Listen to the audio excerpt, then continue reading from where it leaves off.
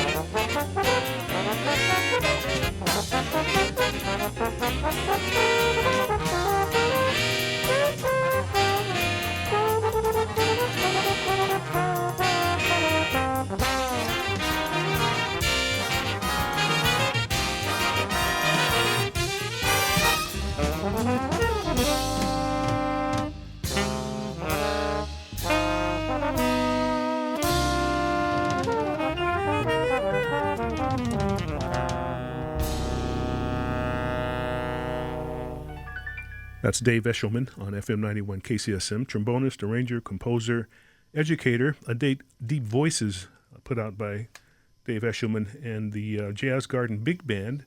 Joe Henderson on tenor saxophone. Also, I see Bruce Foreman featured on... Another cut, yeah. Yeah, on guitar, on some other cuts. Welcome to KCSM. Thank you, Lee. It's really great to be here. KCSM is a port in the storm. If we ever needed one right now. Yeah. What else can you tell us about that cut, and how did this date come about? The Jazz Garden Big Band started in 1978, and we did our first recording project in 1982, and it was mainly a compilation of my own compositions and arrangements. And at some point, we decided to do another one as they accumulated, and so this one, I believe, was a little bit later. And when Joe Henderson first moved to the Bay Area, I hired him to come down to San Jose City College and play with my students, and that was the beginning of a 25-year relationship that was just really incredible. Yeah. And so we asked him to come in, and he flew in from Japan and came to the studio and recorded those two cuts for us. Yeah, he was quite an excellent player. He was an excellent writer too. Yes, he was. You arrange and compose, and how did you get into that initially? Oh, let's go back a bit. You have a gig coming up. We should mention that first of all.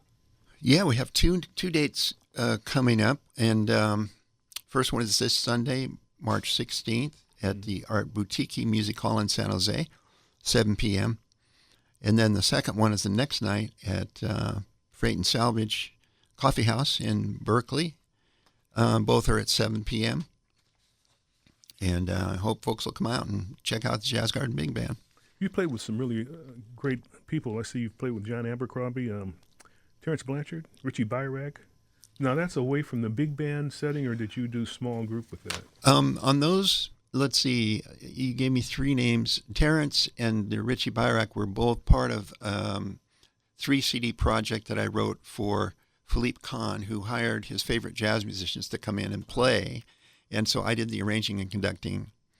And then the other one, I forget who it was you mentioned.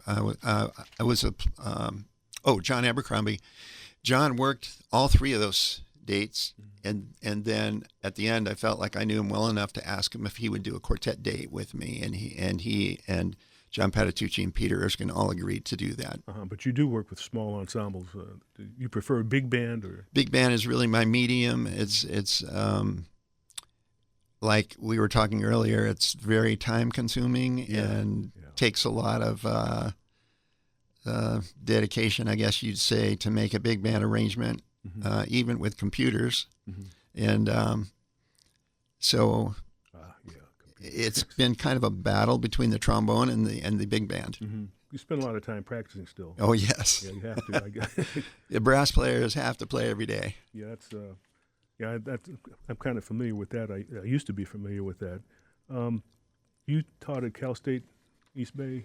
Yes, I was there 22 years, and before that, San Jose City for 11 and LA City for 2. Are you still associated with them? Not too much. Just I'm a professor emeritus now, and I'll occasionally play with the band or something like that. You played with a number of people. I'm just looking at this list. We listened to a Gerald Wilson selection, and you were here when you first got here. You played with Gerald Wilson, Stan Kenton, right? He played my music. Okay. Yeah, and I taught for him at his last two jazz camps that he held. Tito Puente? Yeah, I played with him at the Opera House at San Francisco for the Black and White Ball. Bill Watrous, Bill I had up at San Jose City several times and over at Hayward several times, and he plays my music. He was playing my music with his big band. Oh, okay. Is he's still around, or? No, I don't believe. Well, I don't believe so. I don't. Yeah, but I'm not in touch with him now. But his wife, I wrote a ballad called "The Jazz Garden." We had him play it, and his wife loved it, so he got it and he started playing it with his band. So, if people wanted to find out more about you and your band, where would they go on the internet? Jazzgarden.com is our website. Okay, we're going to play another selection. This is a a piece of music dedicated to Miles or representing Miles and Gil Evans? Yeah, these two concerts we have coming up are a celebration of the collaboration of Miles Davis and Gil Evans. And throughout my career, I've really admired Gil Evans' writing, and done some transcribing of some of his and Miles' projects. And so this particular arrangement of mine that we're going to hear now, we're not going to play it on these concerts because it's not their music, but we're going to play it now because it's my tribute to Miles and Gil. Okay, that's it's called One Heart, One Soul, dedicated to Miles Davis and Gil Evans. We'll talk more when we come back. Remember, supported KCSM. We're talking with Dave Eshelman, and we'll be right back.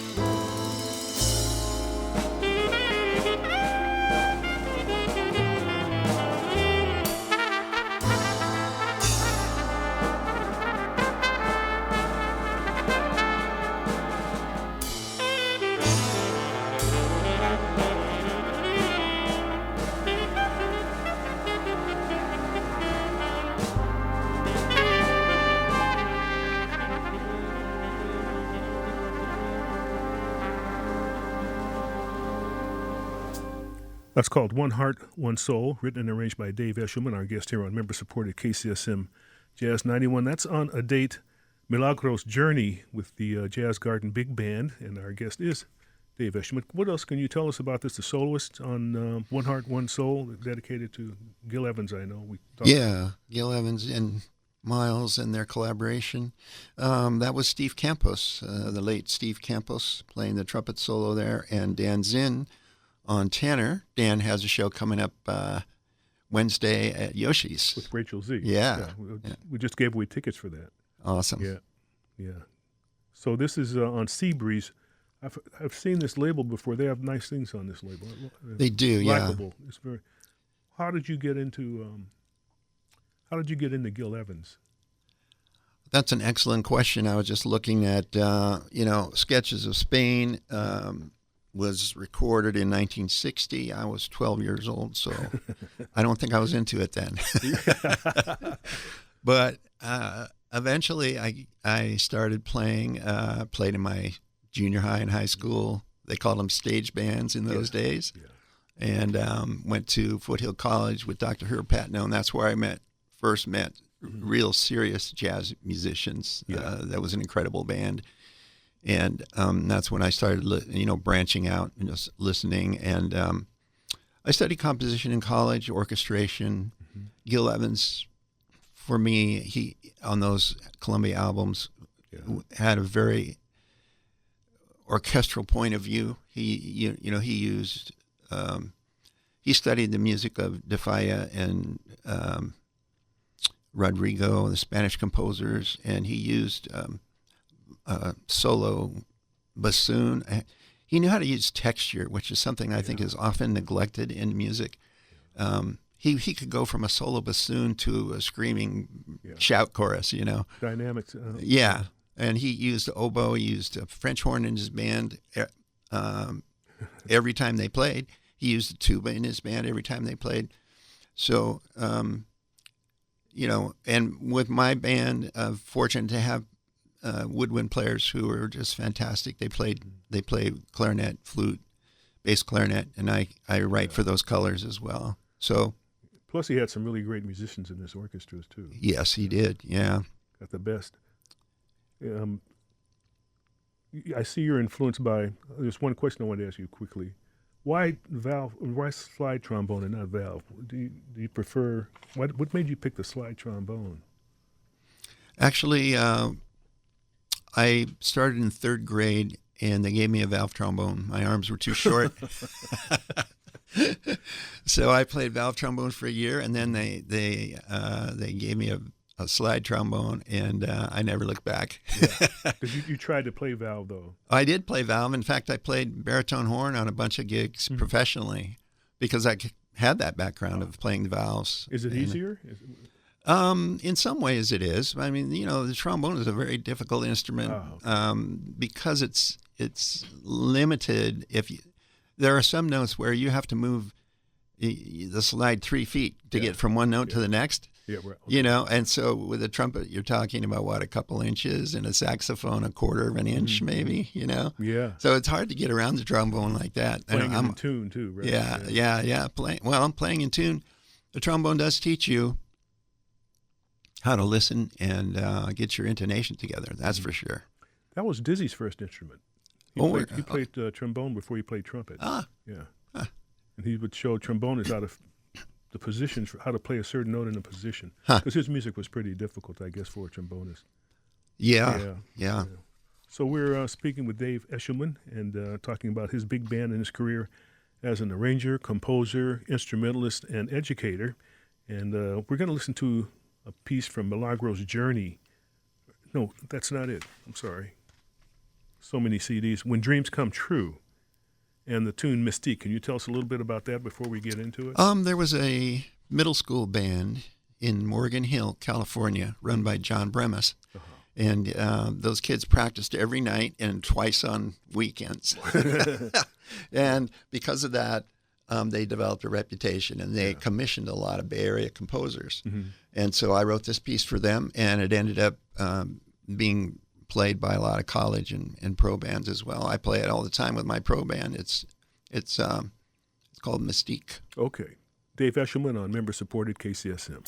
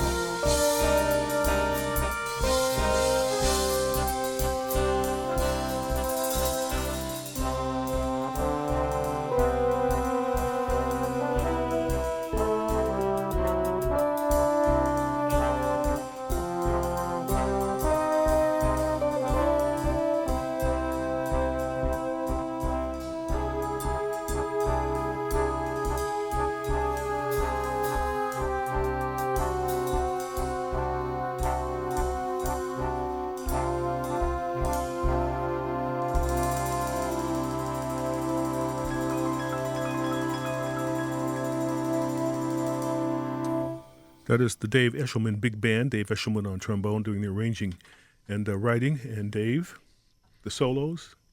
Oh, yeah. Tim Volpicella was the guitarist, and I was the trombonist on that. Okay. And still thinking about Gil Evans, but Yeah, we switched subjects there for a sec. Is there anything you want to add about? Well, you have an upcoming gig. That's what you want to mention for sure. Sure thing. We Jazz Garden Big Band is playing Sunday, March 16th, this coming Sunday, Art Boutique Music Hall, 7 p.m. Hope to see you there. And if you can't make that, maybe you can catch the band the next night at Freight and Salvage Coffee House in Berkeley. And both gigs start at 7 p.m. Mm-hmm. And we're going to be celebrating the collaboration of Miles Davis and Gil Evans, playing some of their classic music and classic arrangements. How much do you actually sit down physically and write? Can you I've slowed down in recent years, but it depended on the job and how much time I had to do it. Mm-hmm. There was a San Jose Jazz Society hired me to write a suite for big band, but I didn't get the go-ahead until very close. Mm-hmm. So I found time that I didn't even know I had. Yeah. Writing every chance I got. Working all night long. And, Yeah, that kind of that's thing. really kind of because it's hard to focus after a while. Yeah. Yeah. But So- on the other hand, when you get involved in writing, sometimes like 4 or 5 hours can go by and you don't even know it. That's true. Yeah. Very true. So you have the gigs that you're going to have. You wanted to give away a pair of tickets, or do you want to tell us a little bit about what we just heard? Or Mystique, I think we covered that. I think we're good. We're going to take a Cedar Walton tune, one of my favorite tunes. Oh, okay. And go out with that, and that'll feature Susan Muscarella on piano, Mary Fettig on alto, Bill Resch trumpet, Paul Cantos tenor, and the late Dave Martell also on trombone. That's the first cut on that CD, right? Yeah. Okay, so So we got that coming up. But again, the Jazz Garden Big Band, we've been going for 47 years. mm-hmm. We're digging back into the archives for some of this music because I wrote some of it when I was just starting at San Jose City College, and interested in writing some of the music in the style of Gil Evans, Mm-hmm. and transcribing some of their actual arrangements. That's hard work too. That's very difficult. Yeah, it really helped me a lot as a musician, trained my ear, made me able to hear things and know what they were, Yeah. how to write them down. Well, And it also helps you deal with rhythm in music. Rhythm is, what I found over the years teaching is rhythm is the hardest aspect of music for people, especially writing it down. right. So Accurately. transcribing really helps with that too. Yeah, yeah. Well, thank you for stopping by, KCSM Dave. Dave Eshelman, we've been speaking with for about the past 30, 40 minutes. Arranger, composer, trombonist. Ticket. Oh, tickets. Okay. Then there are tickets. We'll Yeah. We're going to do a ticket giveaway here for the Art Boutique show this Sunday at 7 p.m. in San Jose. And we'll take caller number 8. Caller number 8. 650-574-9136. Call 650-574-9136. 2 tickets to hear the Dave Eshelman Big Band. And you can repeat where it is again. So Art Boutique Music Hall, 44 Ray Street in San Jose, near Ray Street and the Alameda. thank you for stopping by. I appreciate it. Thank you, Lee. Take It's a care. pleasure being here. And good luck. Thank you.